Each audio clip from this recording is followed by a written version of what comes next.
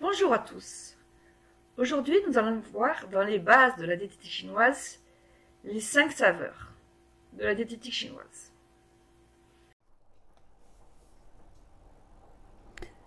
Les 5 saveurs en diététique chinoise. Dans un article précédent, je vous avais parlé des 5 natures des aliments: froide, fraîche, neutre, tiède, chaude, permettant de rééquilibrer la température du corps. Dans cet article, je vais vous parler des 5 saveurs des aliments en diététique chinoise. Ces 5 saveurs des aliments en diététique chinoise sont toujours en relation avec le tableau des 5 éléments dont j'avais parlé dans un précédent article. La saveur est en elle-même une forme d'énergie, de qi. Chacune des 5 saveurs, d'après la diététique chinoise, exerce une action sur un organe et une entraille, en correspondance comme décrit dans le tableau des 5 éléments.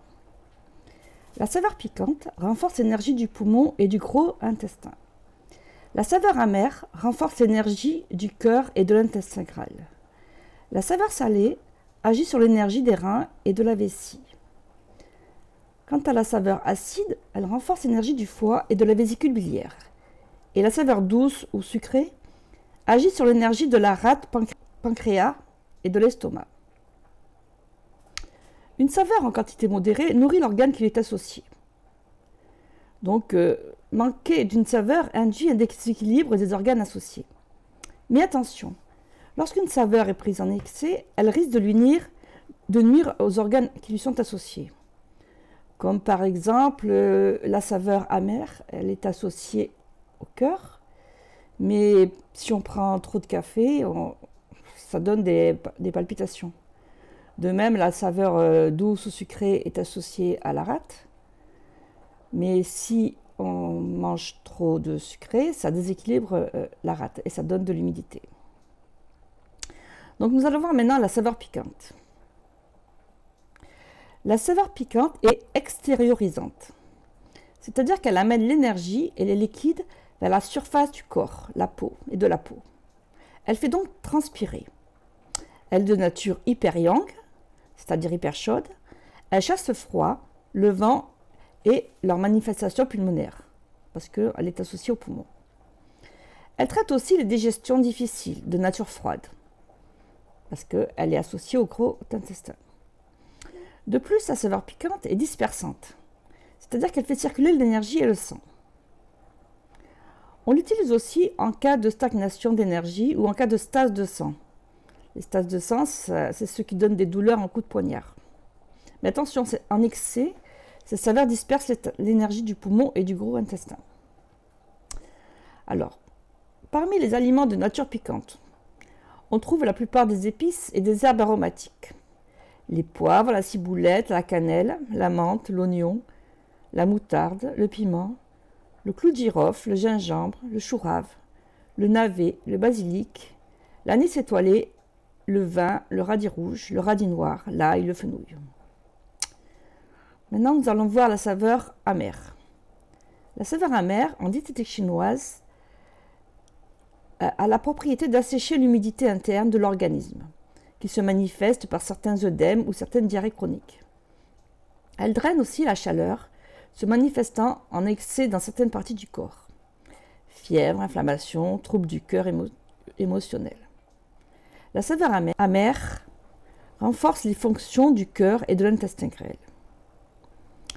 Parmi les aliments de saveur amère, nous avons le céleri, le concombre, l'endive, la laitue, la frisée, la scarole, l'abricot, les cerises, le pamplemousse, le potiron, le raisin noir, le chou, le thé, le café, la bière, les abats de volaille et de porc, et bon nombre d'herbes médicinales. La saveur salée.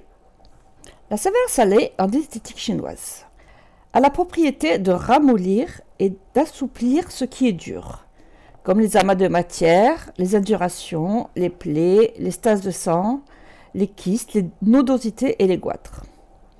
La saveur salée a également un effet purgatif, un mouvement descendant. En cas de constipation, elle ramollit les sels durs et favorise leur évacuation. Elle est rattachée au rène minéral et peut être profitable pour renforcer le système osseux en cas d'arthrose ou d'ostéoporose.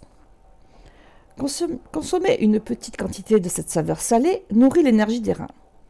Mais un excès affaiblit les reins et les os et affaiblit aussi le cœur. Parmi les aliments de nature salée, nous avons beaucoup d'aliments d'origine animale, comme les viandes, la charcuterie, les poissons, les fruits de mer, les algues, l'orge, le sel, les condiments salés. Maintenant, nous allons voir les aliments de nature acide. On dit que la nature acide rassemble. Elle est astringente, c'est-à-dire qu'elle évite au corps de perdre des liquides ou de l'eau, dans le cas par exemple de diarrhée, de vomissement ou de transpiration excessive. Les aliments de saveur acide sont souvent utilisés pour aider à arrêter les diarrhées, la transpiration incessante, les leucorrhées, les hémorragies, les toux incessantes. La saveur acide active la circulation du sang et empêche la stase. La médecine chinoise emploie des plantes et des fruits de saveur acide pour améliorer les fonctions musculo-tendineuses, digestives, sexuelles et oculaires. Parmi les aliments de nature acide, il y a un grand nombre de fruits et d'agrumes, les vinaigres, certains laitages et certains légumes. Attention, parce que beaucoup de conserves industrielles, de plats avec des exhausteurs de goût, des boissons industrielles, ont une saveur acide masquée par une saveur salée ou sucrée. La saveur douce ou sucrée. La saveur douce, en diététique chinoise, nourrit, tonifie, humidifie. Elle fournit l'énergie nécessaire à la dépense quotidienne et renforce la vitalité. Elle favorise la production du sang et des liquides organiques. La saveur douce a également pour effet de relâcher les tensions et calme le stress. Enfin, la saveur douce tempère les effets toxiques des autres aliments et atténue les symptômes aigus des maladies. Fièvre, agitation nerveuse, crise d'angoisse, douleur insupportable. Et un excès de saveur douce et sucrée conduit à un surpoids et à l'obésité. Il peut être à l'origine de troubles du transit, comme les rhinites, les sinusites et l'hypoglycémie. Alors, parmi les aliments de saveur douce ou sucrée, nous avons beaucoup de fruits, de légumes, des légumes racines, de céréales, le miel, le sucre, les viandes, les poissons, les œufs. En conclusion, nous avons vu que d'après la diététique chinoise, chacune des 5 saveurs en quantité modérée nourrit l'organe qui lui est associé d'après le tableau des 5 éléments. Manquer d'une saveur conduit à une malnutrition de l'organe et associé à l'inverse, l'excès d'une saveur laisse l'organe qui lui est associé. De plus, chaque saveur possède une action spécifique dans l'organisme et engendre des effets métaboliques précis qui sont utilisés pour aider le corps à retrouver son équilibre. Voilà. Si vous voulez en savoir plus, rendez-vous sur mon blog diététiquechinoise.com et merci de m'avoir écouté. Et si vous avez aimé cette vidéo, n'hésitez pas à liker et à partager. Bonne journée.